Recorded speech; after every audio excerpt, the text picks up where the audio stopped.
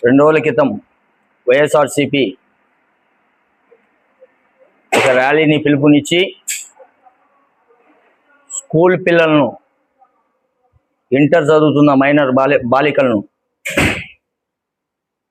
ఈ యొక్క ర్యాలీలో పాల్గొనమని వైఎస్ఆర్సీపీకి సంబంధించిన కొంతమంది కార్యకర్తలైతేనేమి, లీడర్లైతేమి స్కూల్ యజమానులకు ఫోన్ చేసి, అలాగే కొంతమంది స్కూల్ దగ్గరకు పోయి బలవంతంగా వాళ్ళను ఆ ర్యాలీలో పాల్గొనే విధంగా చేయడం ఎంతో దురదృష్టకరం.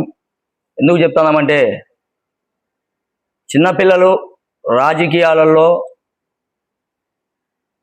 మైనర్ బాలులు అయితేమి ఉండకూడదనే ఉద్దేశంతో నిన్నటి రోజున మన ఇన్ఛార్జ్ వర్యులు బీటెక్ రవి గారు ఈ యొక్క విషయం తెలుసుకున్న వెంటనే మనమే పోవాలి కాలేజీ దగ్గరికి, మనం పిలిపించుకొని కూర్చొని మాట్లాడదామంటే లేదు, ఇది ఇట్లే కొనసాగితే రాబోయే రోజుల్లో చిన్నపిల్లల భవిష్యత్తును కూడా వీళ్ళు రాజకీయాలకు వాడుకుంటారు.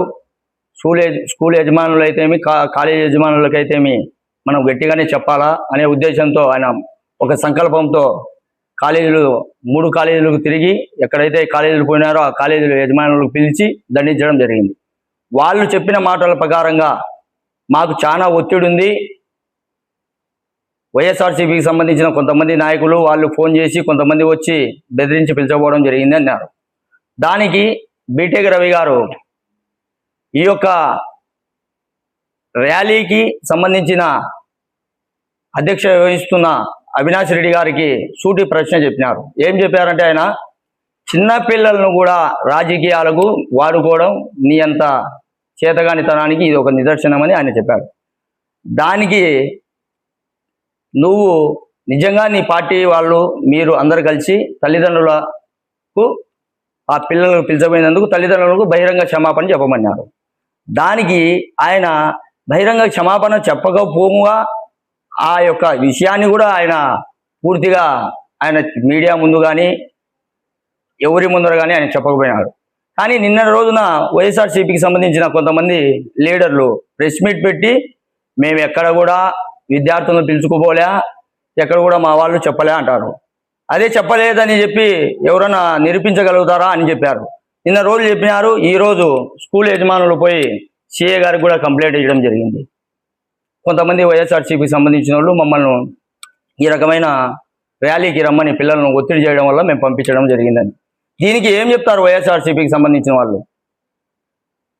అలాగే ఇంకో ప్రశ్న, ఎప్పుడే కూడా బీటెక్ రవి గారు అడిగిన క్వశ్చన్లకు అవినాష్ రెడ్డి గారు తప్పించుకొనే తిరుగుతాడు కానీ సూటిగా జవాబు చెప్పేది ఆయనకు రాదు. ఎందుకు రాదంటే, ఆయన దగ్గర చేసే తప్పు ఉంది కాబట్టి ఏది కూడా చెప్పలేడు. ఆయనకు సంబంధించిన వాళ్ళు చోట నాయకులతో ప్రెస్ మీట్ పెట్టించి ఇప్పిస్తారు. ఆ చోట నాయకులు కూడా నిన్న ఏం చెప్తున్నారు, మేము ఎక్కడ కూడా ర్యాలీకి పిలిచలేదు అంటారు. పిలిచకపోతే మేము ఎక్కడ మైనర్ బాలికలకు కానీ పురుషులకు కానీ పిల్లలకు కానీ మేము కండవాలు వేయలేదంటారు. దీనికి ఈ యొక్క వీడియోకు వాళ్ళు ఏం సమాధానం చెప్తారు? చిన్న పిల్లలకు కూడా ఈ యొక్క వీడియోలలో కండువాలు వేసుకొని తిప్పినారు. ఇప్పుడు చిన్న పిల్లలు కూడా తల్లిదండ్రులు పర్మిషన్ లేకుండా ఈ యొక్క ర్యాలీకి తీసుకుపోవడం తప్పు కాదా? ఆ తప్పుని ఒప్పుకోండి. రాబోయే రోజుల్లో ఇలాంటి జరగవు అని చెప్పి ఒప్పుకుంటే తల్లిదండ్రులు హర్షించుతారు, పులివెందుల ప్రజలు హర్షించుతారు. ఏదో ఇంకొక నాయకుడు నిన్న ఒక నాయకుడు అంటాడు, వైఎస్ఆర్సీపీకి ఎంతో ఆదరణ కలిగింది, చిన్న ఫోను చిన్న మెసేజ్ ఇస్తే ప్రపంచంలాగా జనాలు వచ్చేసి ఆయన చేసిపోతారు అంటాడు. ఎంత కావరం పట్టిందంటే వాళ్ళకు, అంటే వచ్చే జనాలకు కూడా అర్థం చేసుకోండి. జనాలకు చెప్తాను, ప్రజలకు చెప్తాను, వైఎస్ఆర్సీపీ నాయకులకు ఎంత కావరం పట్టిందంటే చిన్న మెసేజ్ ఇస్తే పరిగెత్తుకుంటే మీరు వస్తారంట. ఇది ఎంత కావరంతో మాట్లాడతా అంటే, మన గతం చూస్తే కౌరవులు కూడా పాండవులను ఈ రకంగానే మాట్లాడి లాస్ట్కు కౌరవులు మట్టి కలిసినారు, పాండవులే విజయం సాధించినారు. కాబట్టి ప్రతి ఒక్కరూ గమనించండి, ఈ యొక్క రౌడీజాలు దౌర్జన్యాలు గతంలో చూసినాం. తెలుగుదేశం పార్టీ వచ్చినా కూడా ఇలా దౌర్జన్యాలు చేసి కాలేజ్ యజమానులకు కానీ ఇలా ఇటువంటి వాళ్ళని బెదిరిస్తే తెలుగుదేశం పార్టీ పులివెందులో బీటెక్ రవి గారు అండతో ఎవరికైనా కానీ ఇబ్బంది జరిగితే ముందుకు పోయేదానికి తెలుగుదేశం పార్టీ కార్యకర్తలు కానీ లీడర్లు అయితేనేమి ప్రతి ఒక్కరు ముందు ఉండి ఆయన యొక్క మాటలను చూత తప్పకుండా పాటించి ఆ యొక్క ఎక్కడైతే దౌర్జన్యం జరిగిందో అక్కడ తెలుగుదేశం పార్టీ ఉంటుంది. కాబట్టి నిన్న కాలేజీ యజమానులు చెప్పినాడు ఆయన, మీకు అలా నిజంగానే ఎవరన్నా ఫస్ట్ కాలేజీ యజమానులను ఆయన దండించారు, మీరు తల్లిదండ్రుల పర్మిషన్ లేకుండా మీరు పంపించడం ఏంది అని ఆయన దండించినప్పుడు ఆయన అడిగినప్పుడు స్కూల్ యజమానులు చెప్పారు, వైసీపీకి సంబంధించిన కొంతమంది లీడర్లు మమ్మల్ని ఒత్తిడి చేయడం వల్ల మేము చాలా ఇబ్బంది గురై పంపించాల్సిన విషయం వచ్చింది, మమ్మల్ని క్షమించండి అని ఆయన అన్నారు. దాంట్లో ఏదో కొంతమంది స్కూల్ యజమానులు కాలేజ్ యజమానులకు బీటెక్ రవి గారు ఆయన ఎక్కువ దండించి భయపెట్టారని. ఇంకా రేపు కూడా ఏం చెప్తారంటే వీళ్ళు వాళ్ళని దండించి కేసు పెట్టినారని కూడా చెప్తారు. ఇంకోటి కూడా మీరు గుర్తించండి, రేపు ఇదే కొంతమంది బ్యాచ్తో కూడా మళ్ళా రిటర్న్ మళ్ళా కంప్లైంట్ ఇది మీకు ప్రెస్ మీట్ పెడతారు. బాబు జాగ్రత్త ఉందా, ఆ యొక్క స్కూళ్ళల్లో ఎవరైతే పోయింటారో ఆడ సీసీ కెమెరాలు ఉన్నాయి, అవి ఉంటాయి, వాళ్ళకి ఫోన్ చేసిన ఫోన్ డేటా ఉంటుంది అమ్మా, మీరు పొరపాటు పడి మేమేందో చెప్పింటే వాళ్ళు కంప్లైంట్ ఇచ్చారని రేపు మళ్ళీ మాట్లాడబోతారు. కాబట్టి మీకు ముందే దాన్ని కూడా హెచ్చరిస్తున్నాము. ఇంకొకటి దౌర్జన్యాల విషయంలో బీటెక్ రవి గారు మాట్లాడినారు. గతంలో చూస్తే ఒక వైఎస్ఆర్సీపీకి సంబంధించిన కళ్యాణ మండపాన్ని మేము రెంట్కు తీసుకోవడం జరిగింది. యనుమల రామకృష్ణ నాయుడు గారు వచ్చేటప్పుడు ఆయన యొక్క మీటింగ్కు మేము ఒక కళ్యాణ మండపం బుక్ చేసుకుని 50,000 రూపాయలు కూడా డబ్బులు కట్టడం జరిగింది. వైసీపీ సంబంధించిన లీడర్ యొక్క కళ్యాణ మండపంలో మేము మీటింగ్ పెట్టుకుంటే ఆయన వచ్చి మాకు పార్టీ నుంచి చాలా ప్రెజర్ ఉందిన్నా క్షమించండి అని చెప్పి ఒక రకమైన లీడర్ల దగ్గరికి, మా వెంకటరామరెడ్డి అన్న దగ్గరికి అయితేనేమి, మదన్న దగ్గరికి అయితేమి, భాస్కర్ రెడ్డి దగ్గరికి అయితేమి, మా దగ్గరికి అయితేమి ఎంతమంది దగ్గర తిరిగి బీటెక్ రవీణతో ఎట్లా ఒకటి చెప్పి ఈ యొక్క కళ్యాణ మండపం నేను ఇవ్వలేను, నాకు ఎంతో ఒత్తిడి ఉంది అంటే అప్పుడప్పుడు పాపం అతనికి ఎందుకు ఎంత ఇబ్బంది కలిగించాలా, మనం ఎక్కడో ఒకసారి పెట్టుకుందామని టెంట్లు వేసి బాపనపల్లె లేబుట్లో కూడా మేము ఆ యొక్క ప్రోగ్రామ్ని పెట్టాం. ఎందుకు చెప్తున్నామంటే మీ దౌర్జన్యాలు అప్పటితోనే అనుకున్నాం కానీ ఇప్పుడు కాలేజ్ యజమానుల వరకు కూడా కొనసాగుతున్నాయి.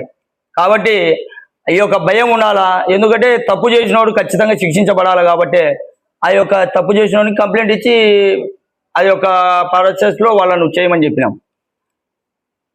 అంతేగాని మీరు బెదిరించి మీకేందో పెద్ద కౌరవ సైన్యం ఉందని చెప్పి మీరు అనుకుంటున్నారు. 2 రోజులు ఉండండి, మున్సిపల్ ఎలక్షన్లు ఉన్నాయి, మీ కౌరవ సైన్యం మట్టి కలిగి పాండవ రాజ్యం వచ్చే విధంగా పులివెందులో తెలుగుదేశం పార్టీ ప్రతి కార్యకర్త పనిచేసి బీటెక్ రవి గారి ఆధ్వర్యంలో ఈ యొక్క పులివెందులో తెలుగుదేశం పార్టీ జెండా ఎగరవేసేదానికి మేమందరం సిద్ధంగా ఉన్నాం. అలాగే వివేకానంద రెడ్డి గారి వర్ధంతో జయంతో ఆ యొక్క కార్యక్రమానికి కూడా విజయ గార్డెన్లో వాళ్ళ యొక్క సేమ్ మేము కట్టినట్టే వాళ్ళు డబ్బు కట్టి ఆ యొక్క ప్రోగ్రాం పెట్టుకోవాలనుకునే వర్ధంతి జయంతికి కూడా వీళ్ళకు నీచమైన బుద్ధి ఏంటంటే భయపడి యాడ ఈమె రాజకీయాలలోకి వస్తుందని భయపడి ఆ యొక్క ప్రోగ్రాంను కూడా క్యాన్సిల్ చేయించడం జరిగింది. ఇవన్నీ మీరు చేయలేదేమో, నిజంగా మేము మనస్సాక్షి మీద చేసుకొని మీరు చెప్పగలుగుతారా? ఇదే శేఖర్ రెడ్డి గారిని చెప్పించగలుగుతారా? మమ్మల్ని అడిగినాడో లేదో మీరు అంతకైనా గనులే. ఎందుకంటే గతంలో చూస్తే జరిగినది కూడా జరగలేదని ప్రమాణం చేసినారు. అది కూడా చేయగలుగుతారేమో అని మేము కూడా అనుకుంటున్నాం. చేసినా కానీ దేవుడు అనేవాడు ఒకటి చూస్తాడు. తప్పు చేసి కూడా తప్పు చేయలేదన్నారు అనుకో, దేవుడు అనేవాడు ఒకడు ఉంటాడు. ఈరోజు తప్పించుకోవచ్చు, రేపు దేవుని లెక్కలో తప్పించుకోలేడు. కాబట్టి ఇట్లా చౌకబారు రాజకీయాలు మానుకోండి, పిల్లలను రాజకీయాలకు మానుకోండి. ఇప్పటికి కూడా నిజంగా అవినాష్ రెడ్డి గారికి ఎంతో కొంత బుద్ధి ఉందంటే ఆయన తల్లిదండ్రులకు బహిరంగ క్షమాపణ చెప్పాలా. ఎందుకు చెప్తానంటే నీ పార్టీకి తరపున నీకు తెలిసిందో తెలియదో మాకైతే విషయం తెలియదు. నువ్వు తెలియకపోయినా కనుక్కొని మా వాళ్ళు చేసిన తప్పని నువ్వు ఒప్పుకోవాలా, లేదా వాళ్ళతో ప్రెస్ మీట్ పెట్టియాలా. ఏదో పొరపాటున ఒకరో ఇద్దరో పోయి అట్లా చేయడం వల్ల ఇది జరిగిందని మీరు ఒప్పుకుంటే అంతో ఇంతో ప్రజల్లో మీకు మంచి పేరు ఉంటుంది. కానీ తల్లిదండ్రులు చీదరగిచ్చుకుంటున్నారు. మా పిల్లలకు మా పర్మిషన్ లేకుండా పిలిచిపోయి కండువాలు వేయడం అయింది, దావల్లో రోడ్ల మీద ఆడపిల్లలు తిప్పడం అయింది అని. బుద్ధి ఉండి ఏదైనా రాజకీయాలు చేయండి. బుద్ధి లేని రాజకీయాలు చేస్తే రాబోయే రోజుల్లో డిపాజిట్లు కూడా ఉండవు ఈ కౌన్సిలర్లకు కానీ, నామినేటెడ్ కౌన్సిలర్లు కౌన్సిలర్లు అంటే ప్రజా బలంతో ప్రజలు ఓటేసి గెలిపించిన వాళ్ళు కౌన్సిలర్లు అవుతారు. వీళ్ళు నామినేటెడ్ కౌన్సిలర్లు. ఎందుకంటే ఆ రోజు ఎక్కడ కూడా ఎలక్షన్ జరగలే, నామినేటెడ్గా ఎన్నుకోబడ్డ కౌన్సిలర్లు కాబట్టి నామినేటెడ్ కౌన్సిలర్లు అని చెప్పడం జరుగుతుంది.